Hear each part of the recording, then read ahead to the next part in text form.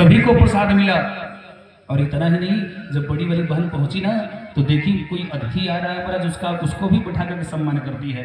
और इतना नहीं महाराज, झाड़ू पोछा जो है वो झाड़ू उठा करके झाड़ू मारना शुरू कर दिया, पत्तल को फेंकना शुरू कर दिया। तो छुटकी वाली के लगल कि यही लायक बल्ले बा, ई जोन बा यही लायक बुझिए, जोने लायक रहेला वह काम करेला। महाराज मन में सोचा कि इसी लायक है, यही कर सकती है। अरे हम तो वीआईपी वाले व्यवस्था में रहते हैं, कोई बात नहीं। सेवा तो किया, सभी लोग चले गए, सभी को प्रसाद मिला, लेकिन छोटी वाली बोली तक नहीं। और यहाँ तक जब वो जाने लगी ना तो ये भी नहीं कही छोटी वाली बहन कि बहना कम से कम प्रसादियाँ लेते जा, प्रसाद तक नहीं दिया। और जब नहीं दिया ना तो बहन को दुख नहीं हुआ, चलो कोई बात नहीं, हमारी छोटी बहन है, इसके पास विवेक नहीं है, इसको नहीं पता है कि बहन बड़ी बहन के साथ सम्मान कैसा करते हैं। आज वो सोची, लेकिन घर पे हमारे 4 बालक हैं, हमारे 4 बच्चे हैं, यहाँ से जब जाएंगे ना तो पूछेंगे सब कि मम्मी हमारी मौसी ने क्या दिया है, हमारी मौसी ने क्या दिया है। तो ये सोच करके अपने घर न जा करके अपने जो है भाई के घर चली गई कि मेरी बहन ने तो नहीं दिया, लेकिन मेरा भाई तो कुछ देगा महाराज। और भाई को पता चल गया कि मेरी बहनियां वहां गई थी, इसको कुछ मिला नहीं। तो भाई ने खूब जो है जो भी खाने पीने की सामग्री थी वो महाराज सजा करके अपनी बहनिया को दे दिया, ले बेटा इसको लेके जा तू। लेकिन संयोग महाराज, जब इधरिया से वो जा रही थी ना तो महाराज नदी के किनारे पहुंची तो देखती क्या है कि एक बुढ़िया बैठी थी। क्या देखा, एक बुढ़िया जो है बैठी थी और बगलिया में तुलसी जी का पौधा था। तो झड़िया उठाना चाह रही थी, लेकिन बुढ़िया से झड़िया उठ नहीं रहा था। तो बुढ़िया ने कहा, बेटा हम चाहते हैं कि तुलसी जी के पास तुम थोड़ी सफाई कर दो, क्या कर सकती हो, क्या अगर बुरा ना लगे तो साफ कर दो। इसने तुरंत अपना झोला वोला रखा और झाड़ू लेकर के पोछा भी मारा महाराज, सफाई दफाई करके पोछा मार दिया। और जब पोछा मारा ना तो बुढ़िया ने कहा, बेटा अरे जब तुमने इतना कर ही लिया है तो हमसे भी कुछ लेती जाए। कुछ उसने भी दे दिया। और महाराज आगे बढ़ करके एक बुजुर्ग का भी सहायता किया, तो कहा महाराज उसने भी कुछ दे दिया। और वो जब घर ले जा करके खोली ना, क्योंकि दोनों ने कहा था बेटा रास्ते में मत खोलना, लेकिन जब घर ले जाके खोली तो देखती क्या है कि सोना चांदी हीरा मोती उस झोला में और बैग में भरा हुआ है। वाह, समय चक्र बीत गया महाराज। जिसके घर में खाने की व्यवस्था नहीं थी उसकी चकाचक व्यवस्था होगी। पता क्या चला महाराज कि जो बड़ी वाली थी छोटी वाली से बढ़िया व्यवस्था उसका, तो बन तो गया बढ़िया व्यवस्था। तो उसने भी शिव चर्चा करवाया, और जब शिव चर्चा करवाया तो पहला निमंत्रण अपने बहनिया को दिया। पहला निमंत्रण जो है अपनी बहनिया को दिया कि बहना मेरे घर शिव चर्चा हो रही है, 1000 लोगों की व्यवस्था है, बेटा जरूर आना तुम।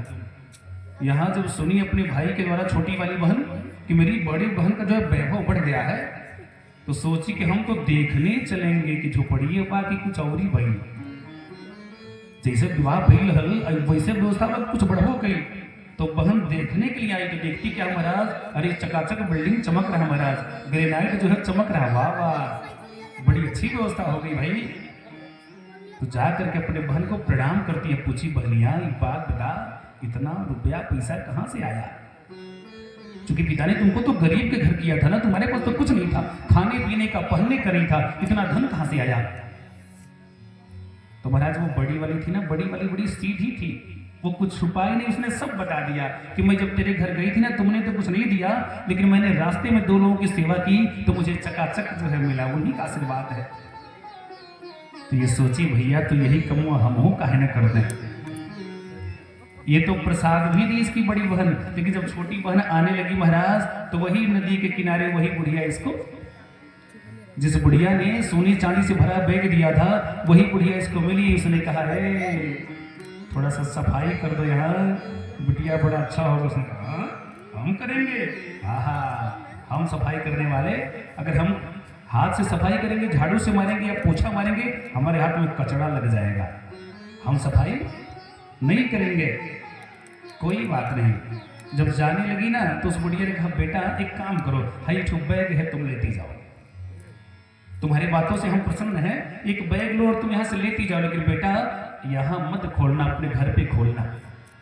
थोड़ा सा आगे बढ़ी महाराज तो वो जो बाबा जी मिले थे बूढ़े वाले महाराज, वो भी जो कहे बेटा थोड़ा सा मेरा वो डंडा दूर गिरा हुआ, मेरा डंडवा मुझे दे दे बुढ़े, अपना डंडा तो खुद ले ले, हम पढ़े लिखे हैं, हम धनाढ़ वाले हैं, महाराज हम सेवा करने जाएंगे।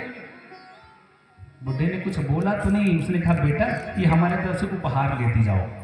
उसने भी एक झोला पकड़ा दिया, सोची कि चलो चकाचक मिल रहा है। ऐसे हमारी दीदी को भी मिला था, ऐसे ही हमारे दीदी को मिला था। अब तो उत्सुकता बढ़ गई, महाराज दौड़ करके जो है घर गई और घरवा जाके दोनों बैगवा समनवा रख ली और सोची कि भैया जल्दी खोल के चेक कर लें क्या क्या है इसमें।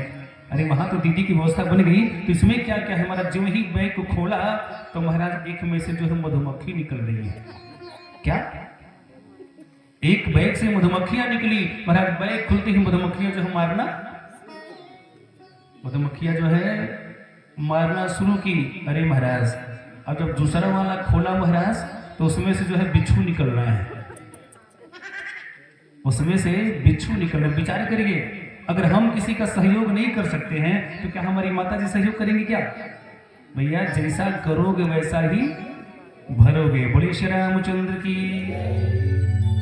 तो इसलिए कहते हैं ना, जो पुराना हम लोग गाया करते हैं कि भैया अगर कुछ करना है तो बीमारी कौन सी लगानी है।